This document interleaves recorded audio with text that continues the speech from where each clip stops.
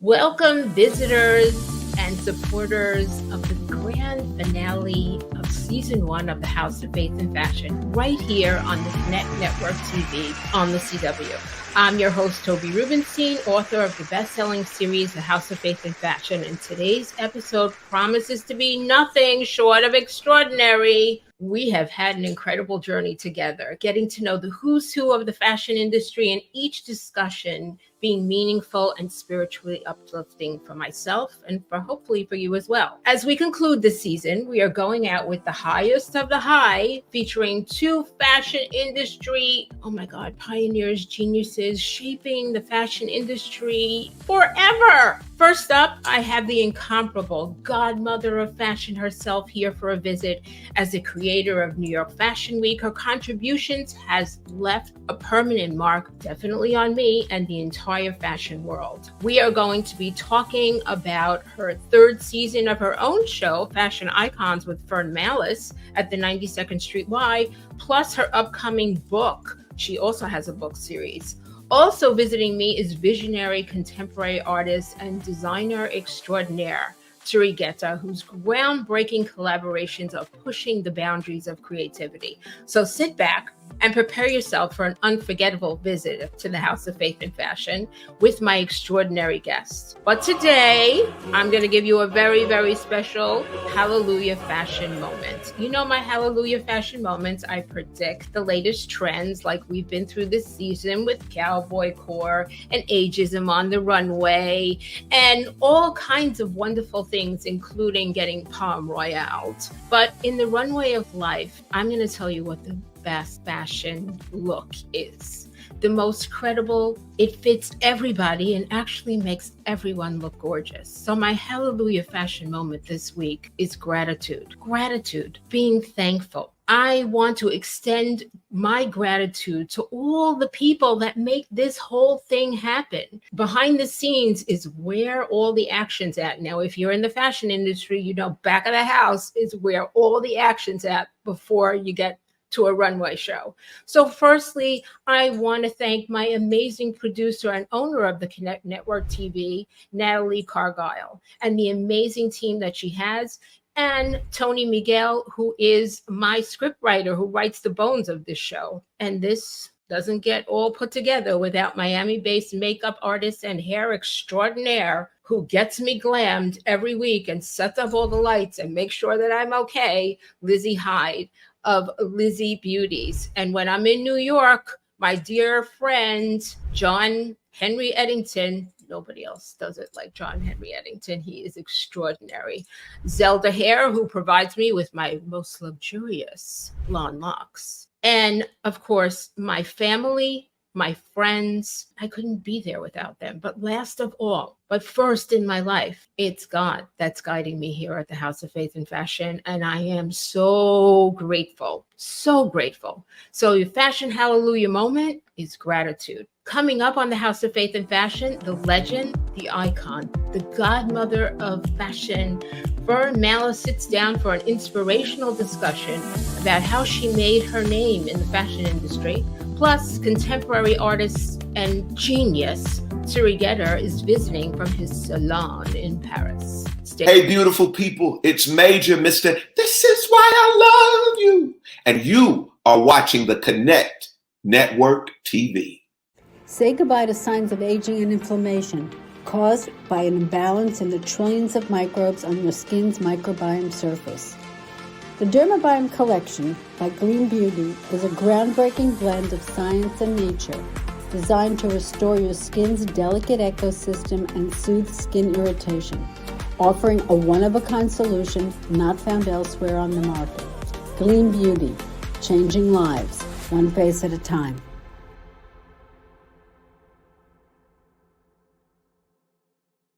I'm Kate McGuire, the founder of Converted Closet on Instagram. And if you like original clothes and would like to get the most out of your wardrobe, follow me for inspiration on Instagram and I'll show you how. You'll never look back. You're watching the Connect Network.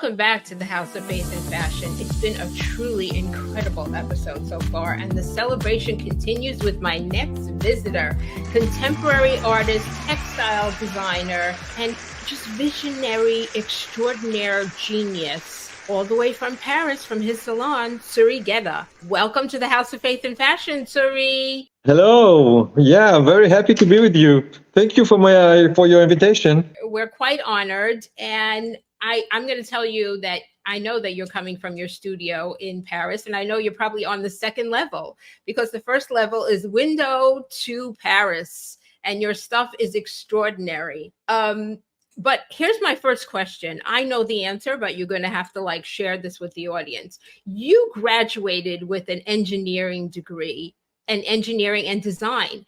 How did you get to be Tzuri Gueta that could collaborate with, here I am, my first piece from 2012, which I think you collaborated with Chanel.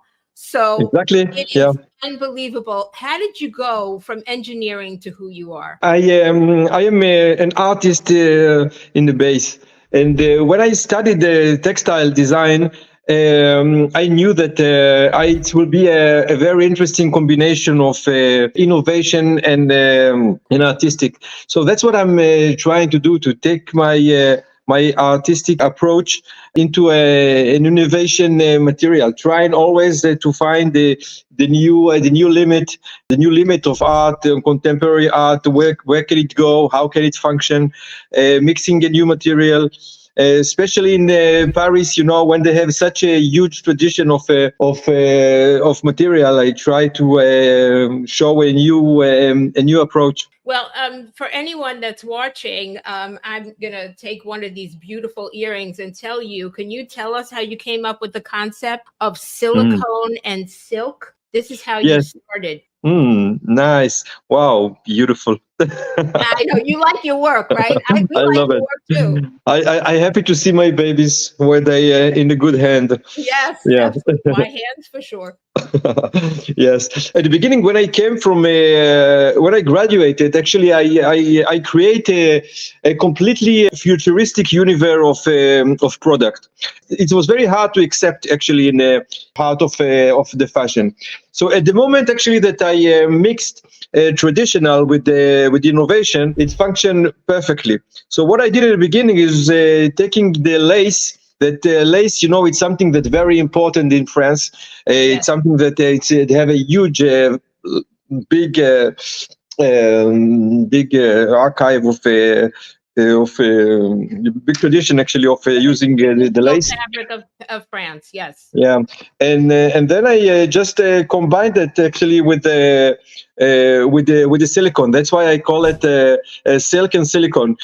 Just to show actually the two sides. Silk is very old and the silicone is very new. So just to show actually the approach of combining two different. Yeah. Tzuri, can you share the names of the incredible designers that you collaborate with? I mean, I just only mentioned Chanel, and that's nothing compared to who you collaborate with. So can you tell the audience? Yes, I think today I'm happy to say that I almost collaborate with all of them in France and Italy. So I came start working with for Thierry Mugler. And then it was Dior, then it was the Ted Lapidus, Givenchy, Balmain, and it's a long list. Example, Listen, I need translation on the bottom just in case, thick accent. That he just said Balmain, Givenchy, Dior, Jean-Paul Gaultier. I mean, this is the who's who of Paris. These are not, and aside from the fact I know that you do with Issey Miyake, and I know that you've done it with Chanel, and you're just a genius. So can you tell us where can the American audience buy your things? Great brand actually that I'm collaborating with. They are really have a presentation in any country. But what I'm creating actually, it's I presented in a special event in the States. It's a trunk show of artists. that I'm presenting my work, or it's a special event that I'm invited in a different gallery in Manhattan to show my work. This is something that I do once a year. And I also share it actually now with digitally. I'm doing all kind of presentation in the through the internet. Yeah. And I suggest anyone that goes to Paris takes a visit to his salon, because whenever I go to Paris, I can't not go to his salon. And I want to thank you for providing me the necklace for the cover of my second book, Houghton Holy, which is like, it's still breathtaking. And of course, it's fringed, which is so on point right now with all this cowboy core. And I'm really, really happy that you joined me on this season finale, and get ready for season 2. Tzuri, you're a personal friend, so I know that I'm going to congratulate you on your upcoming museum exhibition in Israel coming up. I know that you're in museums all over the world. I know that you're extremely important in what you do. And you're just charming and wonderful. And I thank you so much for your genius. I don't know what movie you're working on next, because you did Wakanda. And you also do movie costumes for Hollywood. So I suggest that my viewers just go and visit him. And if you're in Paris, even if you just make a trip to Paris, especially to see Tzuri Gueta, do it. Because, you might get into the Bellman show and he might just show you kind of stuff that he does. So thank you so much for joining us. And I really appreciate it. And au revoir, Tzuri. Au revoir. Au revoir. Tzuri, how could somebody get a handle on you? Tell us your social media, your website, please. You can find on my website, tzurigueta.com, or in my Instagram account, that Tzuri Gueta official. I think you can find all. You can be connected to all my work and the way to approach them. Yes, and you could always contact me and DM me on my pages, and I'll tell you exactly where to go, because I recommend this jewelry. All of my friends are in love with Tzuri. Oh, wow. So thank you so much for joining us, and au revoir, Tzuri. Don't move. The godmother of fashion, Fern Mallis, is next. Stay tuned. Hi, everybody. I'm Fern Mallis. I was the creator of New York Fashion Week, and now I have a consulting business. And I'm also the author of Fashion Icons by Fern Mallis. And I have books 1 and 2, which are fabulous, full of great interviews. You can buy the book set at Nordstrom, or buy the books independently at Amazon or other great booksellers. You can follow me on Instagram and find out more about my events and everything I'm doing. It's at Fern Mallis, and I'm happy to be here on the Connect Network TV. Give me that faith. Give me that fashion. Give me that faith. Give me that fashion. Give me that faith. Give me that fashion. Give me that faith. Give me that fashion. Give me that faith. Give me that fashion. Give me that faith. Give me that fashion. Welcome to the house of faith and fashion.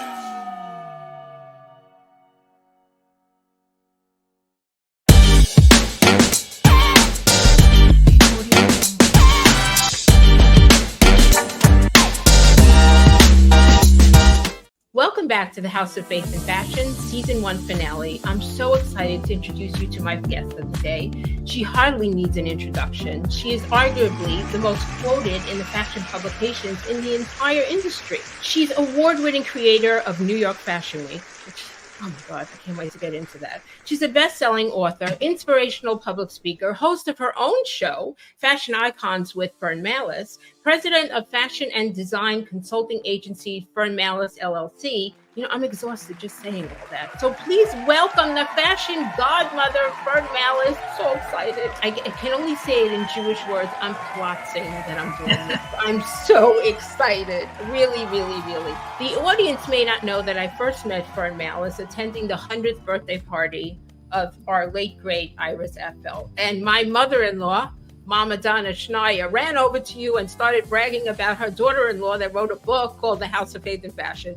I don't think you really understood what that meant, and you politely asked for a copy of the book. But I have to tell you, this episode is all about gratitude, because I think that, you have to have gratitude for the people that you are surrounded with. And I have the utmost gratitude to you that I'm not going to say the quote, but you labeled me the fashion rabbi. And really, I thank you for that from the bottom of my heart. But could we do a quick style check? Because I have to brag. Are you wearing anybody special, any of your wonderful designers that you've interviewed and your gorgeous jewelry? Actually, I'm not. I'm wearing one of my favorite turtlenecks, though, that I have in lots of colors this season from J. McLaughlin. Oh, okay. That's a great staple. Which is a fun store to me. And absolutely. One of their key executives lives right next door to me, so I'm very into them. And I'm wearing a couple of, well, this necklace is dangling down below, but it's a little bit of a quartz and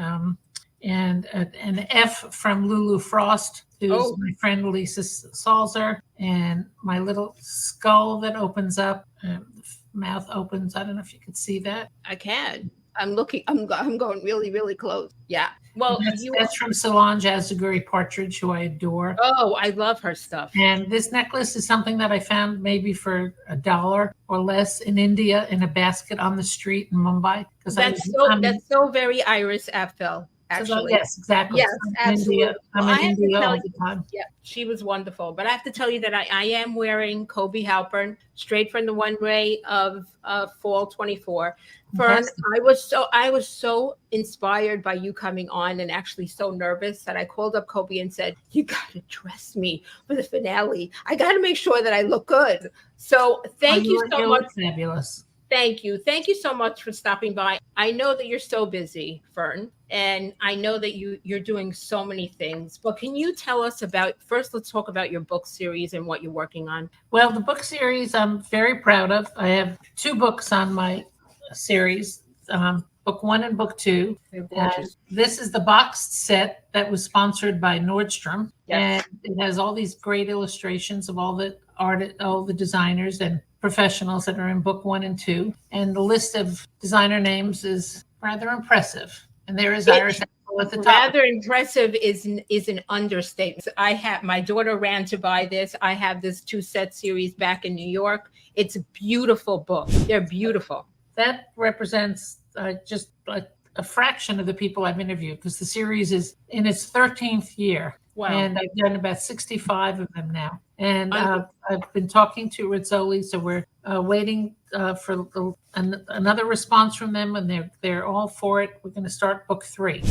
And there's enough interviews that haven't been published yet for book 3 and book 4. But the series is great. I just did a couple of weeks ago the men's designer Todd Snyder. Mm-hmm. And next week, on the 17th, I'm very excited. I'm going to be talking with Jenna Lyons. Yes, I saw that in your series. By the way, I think she is the most fashionable of all the housewives. Oh yeah, I love her style.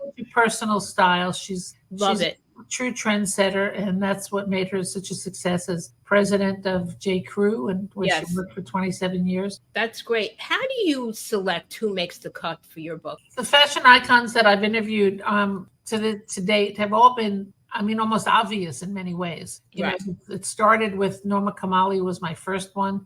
It was a dear friend. And then the second one was Calvin Klein. And when I interviewed Calvin, I said to him on the stage, "Why are you here? You sold your business 10 years ago. You have nothing to sell, and you're not, hawking a new fragrance or anything." And he said, "I'm here because you asked me." And I said, "Oh, what a good answer." That's a great answer. But after I did Calvin, it really opened the doors for a lot of people. So, it all fell into place. Donna and Tommy Hilfiger, Tom Ford, Michael Kors, Marc Jacobs, DVF, Andre Leon Talley, Bill Cunningham. It's a spectacular group. The second book has more of the international designers. I kind of went overseas for that one with Valentino, and Victoria Beckham, and Rosita and Angela Missoni together on the stage, and Zandra Rhodes is one of my favorites for so many years. And that one also has Billy Porter, and that one has Iris in the book, and Stan Herman, and Tim Gunn, Christian Siriano, and since then I've also done, a ton of people, from Pravel Gurung and Joseph Altazara, and Brandon Maxwell, that kind of younger group of designers, and Christy Turlington and Linda Evangelista, and I've done Cindy Crawford and Ashley Graham. The models who are great. Keep going, Fern. This is like the most glorious answer. But I have to tell you, if you could pick a favorite, who would that have been?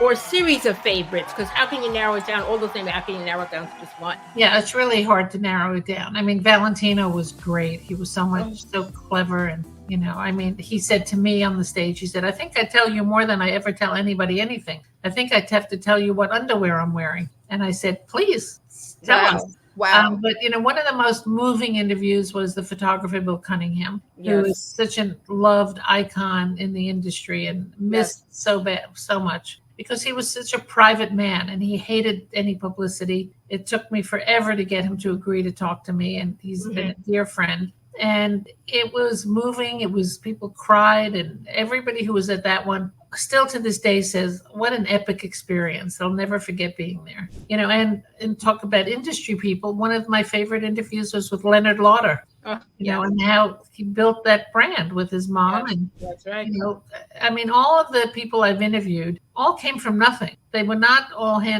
handed the keys to the business by their father or mother and said, okay, I'm retiring, it's time for you to take over. They built it from a dream and a passion from dressing Barbie dolls in their basement to having, a little thrift shop that they created to who knows what, till they just persevered and pursued and built their business. And that's what these interviews are about in my series. It's not about this collection versus that collection. Right. It's about who are you? You're more than a name on a label. Tell me about your parents. How did they meet? Your siblings, where you grew up, going to school.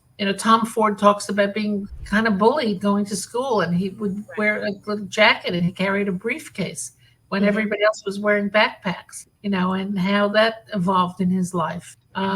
Each of the interviews they all reveal something that they wind up saying to me, I never told that to anybody, or they say, how did you find that out? How did you find that out? And it's just from the research and reading about them and talking to friends and colleagues. So Fern, you opened the door for me. Who are you, Fern? And how did you build your dream? Well, I wasn't ever sure what my dream was. My life and career just evolved organically. I grew up in Brooklyn when it was not the coolest place on the planet. Exactly. And my dad was in the garment center, in the garment industry. He was a salesman for women's scarves. Wow. And 2 brothers were in sportswear and textiles. So, I kind of grew up listening to all those conversations. Every chance I had for a day off from work, I went to work with my dad. And I loved watching him be Mr. Charming salesman, talking to the buyers and the fashion directors of stores, and taking them out to lunch, and he'd include me to lunch. And, it's how you learn to order good food and be part of the conversation. Yes. And watching him do his work. And he always brought home Women's Wear Daily all through my life. So I was always reading the paper, and that kind of got me, my foundation in the business. And then in college, when I left high school at Madison High School, where I won the fashion design medal and best dressed in school. And, no surprise. And that's a school with, a couple of thousand students. And I went to the University of Buffalo, and I joined Mademoiselle Magazine's College Board when that magazine was a great magazine. One of the best Condé Nast magazines. And from the College Board, I continued on with submitting a project to go up in the competition. And I was happily selected as one of 20 guest editors. Listen, you know what? You had a great start, and it's, for anyone that's has any memories of what we'll call it the schmata fashion business used to be on 7th Avenue, and what the meaning of a print ad, before social media, you're a giant. And what is remarkable for me is how you've stayed relevant. And that's so important, because some people can't adjust and stay relevant. So, kudos to you that you have what I call it now the eternal relevance, where you can go from generation to generation and still be cool and still be taken seriously. I still can't figure out how to use all the features on my phone. or how to me do neither. everything. on the I don't even know how to computer. set this. Can you believe that we're filming electronically? So it's like, this is also not normal. Like, Exactly. where's the set? You know, so thank God for this kind of stuff. But it's great that you went from, I mean, people have to know that you were the creator of New York Fashion Week. It was under the tents in Bryant Park. I interned there. We used to that was the coolest destination that anybody wanted to be. But Well, I tell you, getting into those tents was like people who talk about going to Studio 54. You Yes. had to be there to really appreciate what that meant and what that energy was and what exactly. that high was of walking up the steps on 6th Avenue and, people watching from ropes on the side. Like Yes. who's going in and who's coming out, what celebrities are there, look at that model. Yes. Getting in there was like yes, it was the most exclusive. It was the most exclusive ticket in town, and you couldn't. And even if you tried to get it, you need to know somebody or the designer to get in. There was no such thing as actually having a cell phone and filming it while you were there. You had to wait to see if you got into the Front Row magazine or your pictures made it into Women's Wear Daily. So I do remember those times, and I remember them fondly because I think social media has taken a little bit of zhuzh away from that. Oh. Fern, I could talk to you for hours, and I just want to tell you, the one interview that meant a lot to me that you did, and I cried, was Christy Turlington. No, not Christy Turlington, Linda Evangelista. Linda Evangelista, I'm sorry. Linda Evangelista, talking about, the models that were the mega models, supermodels. She also talked about the amount of surgeries she's had, and she shared that very openly. Yes. And all the scars on her body she sees as honors and medals of what she's been through. But when she talked about the last part, which got me as well, was I read back to her quote that she had given to the Wall Street Journal, and it was about her third cancer diagnosis. Yeah. And I said, that's pretty heady stuff. And she said, I have a hole in my chest. She said, and it's friggin' fat, friggin' gorgeous. Yeah. And the place went crazy. And, the 92Y did a social media clip of that, her speaking and saying that. It was very, very powerful, really, really powerful. So, thank you for facilitating that and putting an environment in which you felt so comfortable to say that. I could talk to you for hours. I have 3 rapid questions to wrap this up. So here we go. How much faith do you need to be in business? As much as possible. You never can have enough faith. No. Do you think your talents are God-given? Yes, to a degree, but they need to be cultivated here on Earth around the people that you live and work with who nurture that. Good answer. And here's my last one. Please describe how a person should dress to a house of worship. Well, I'd say respectfully and appropriately, but appropriate means something different to everybody. But, I would hope that you're not coming in with, ripped jeans and tank tops, and be smart. Thank you. You're a fashion rabbi, so I'm the fashion, and I want you to know something. I didn't even ask you how you got to be the fashion godmother, but I can just imagine. I mean, how could you not be the fashion godmother? Somebody called me that and it stuck. It stuck. You stuck the fashion rabbi, and then it was confirmed. So I feel like I got my ordination. So I'm really grateful for that as well. And being that this whole season finale is all about gratitude, thank you so much for joining us.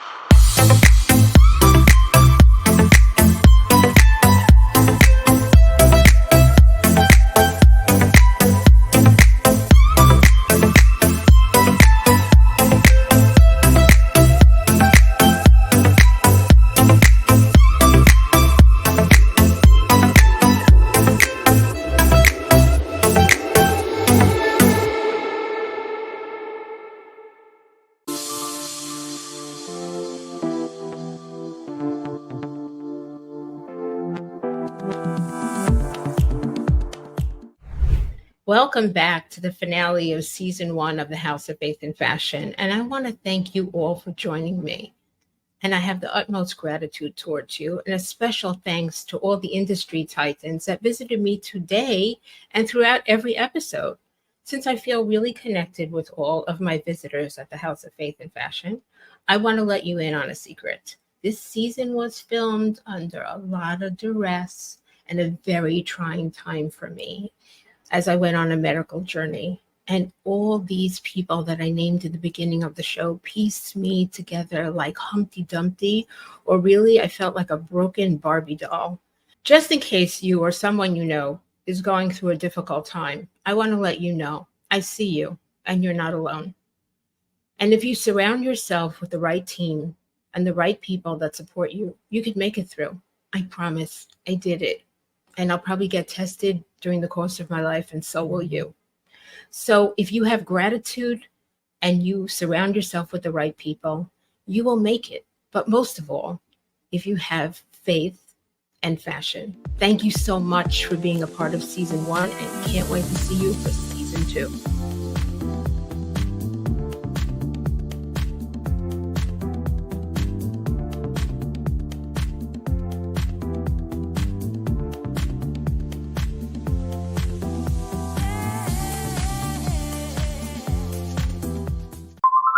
You're watching the Connect Network TV on the CW.